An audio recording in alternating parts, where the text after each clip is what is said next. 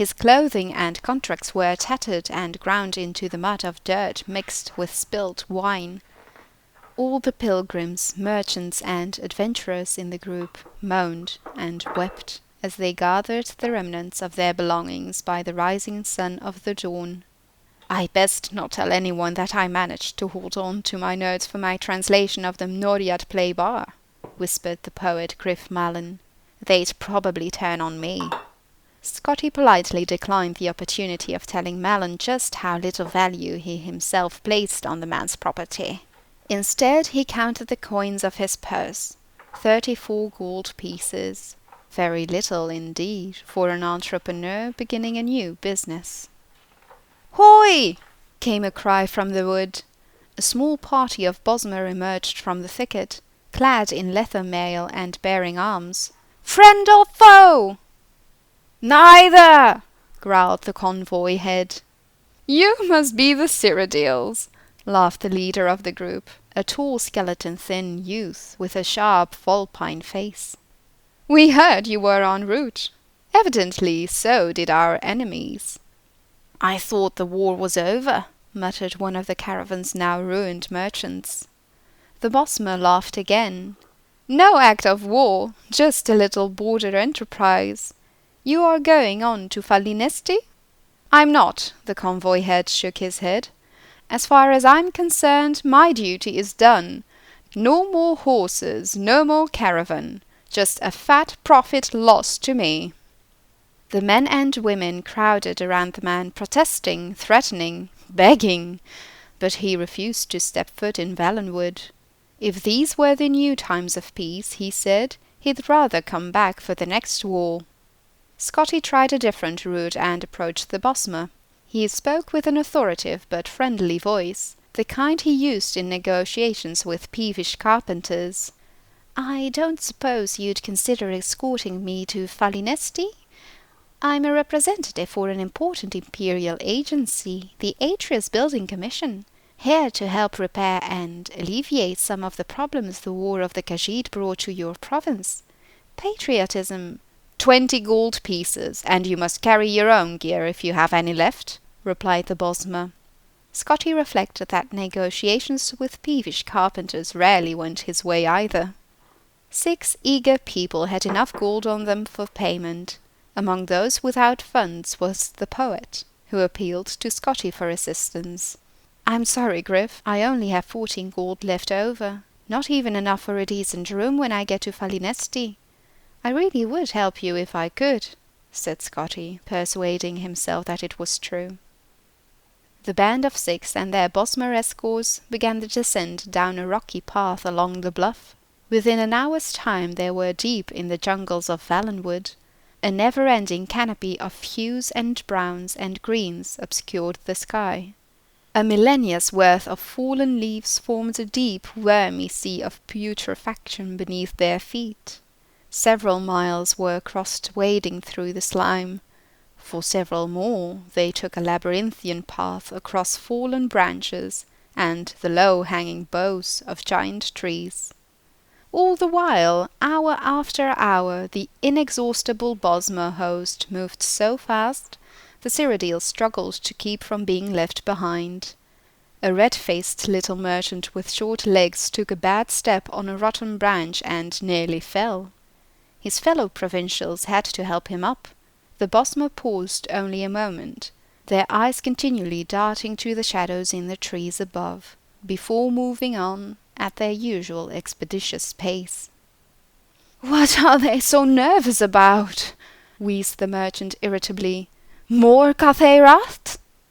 "Don't be ridiculous," laughed the Bosmer unconvincingly. "Khajiit, this far into Valenwood, in times of peace? They'd never dare." When the group passed high enough above the swamp that the smell was somewhat dissipated, Scotti felt a sudden pang of hunger. He was used to 4 meals a day in the Cyrodiilic custom. Hours of non-stop exertion without food was not part of his regimen as a comfortable paid clerk. He pondered, feeling somewhat delirious. How long had they been trotting through the jungle? 12 hours? 20? A week? Time was meaningless. Sunlight was only sporadic through the vegetative ceiling. Phosphorescent moulds on the trees and in the muck below provided the only regular illumination. "Is it at all possible for us to rest and eat?" he hollered to his host up ahead.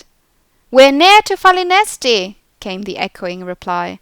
"Lots of food there!" The path continued upwards for several hours more across a clot of fallen logs, rising up to the first and then the second boughs of the tree line.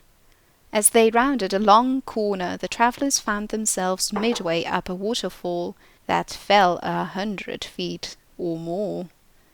No one had the energy to complain as they began pulling up the stacks of rock, agonizing foot by foot. The Bosmer escorts disappeared into the mist, but Scotti kept climbing until there was no more rock left. He wiped the sweat and river water from his eyes. Falinesti spread across the horizon before him. Sprawling across both banks of the river stood the mighty Gracht oak city, with groves and orchards of lesser trees crowding it like supplicants before their king. At a lesser scale, the tree that formed the moving city would have been extraordinary, gnarled and twisted with a gorgeous crown of gold and green, dripping with vines and shining with sap. At a mile tall and half as wide, it was the most magnificent thing Scotti had ever seen. If he had not been a starving man with the soul of a clerk, he would have sung. "There you are," said the leader of the escorts. "Not too far a walk. You should be glad it's wintertide. In summertide, the city's on the far south end of the province." Scotti was lost as to how to proceed. The sight of the vertical metropolis, where people moved about like ants, disoriented all his sensibilities. "You wouldn't know of an inn called—" He paused for a moment and then pulled Eurus's letter from his pocket. "Something like Mother Pascost's tavern?" "Mother Pascost!" The leader Bosmer laughed his familiar contemptuous laugh. "You won't want to stay there. Visitors always prefer the Asia Hall in the top boughs. It's expensive, but very nice." "I'm meeting someone at Mother Pascost's tavern." "If you've made up your mind to go, take a lift to Havelslump and ask for directions there. Just don't get lost and fall asleep in the Western Cross." This apparently struck the youth's friends as a very witty jest, and so it was, with their laughter echoing behind him, that Scotti crossed the writhing root system to the base of Falinesti. The ground was littered with leaves and refuse, and from moment to moment a glass or a bone would plummet from far above, so he walked with his neck crooked to have warning. An intricate network of platforms anchored to thick vines slipped up and down the slick trunk of the city with perfect grace. Manned by operators with arms as thick as an ox's belly, Scotti approached the nearest fellow at one of the platforms, who was idly smoking some of glass pipe. "I was wondering if you might take me to Havelslump." The Mer nodded, and within a few minutes' time, Scotti was 200 feet in the air, at a crook between two mighty branches. Curled webs of moss stretched unevenly across the fork, forming a sharing roof for several dozen small buildings. There were only a few souls in the alley, but around the bend ahead he could hear the sound of music and people. Scotti tipped the Falinesti platform ferryman a gold piece, and asked for the location of Mother Pascot's tavern. "Straight ahead of you, sir, but you won't find anyone there," the ferryman explained, pointing in the direction of the noise. "Modern thus, everyone in Havelslump has revelry." Scotti walked carefully along the narrow street. Though the ground felt as solid as the marble avenues of the imperial city, there were slick cracks in the bark that exposed fatal drops into the river. He took a moment to sit down, to rest, and get used to the view from the heights. It was a beautiful day for certain, but it took Scotti only a few minutes of contemplation to rise up in alarm.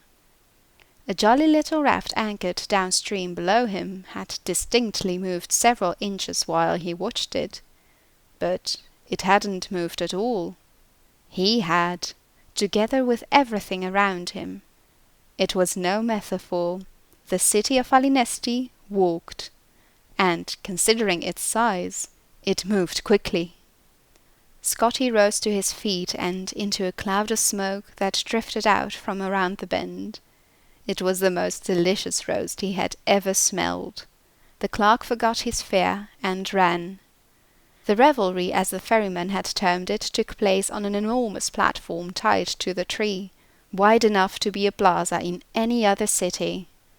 A fantastic assortment of the most amazing people Scotti had ever seen were jammed shoulder to shoulder together, many eating, many more drinking, and some dancing to a lutist and singer perched on an offshoot above the crowd.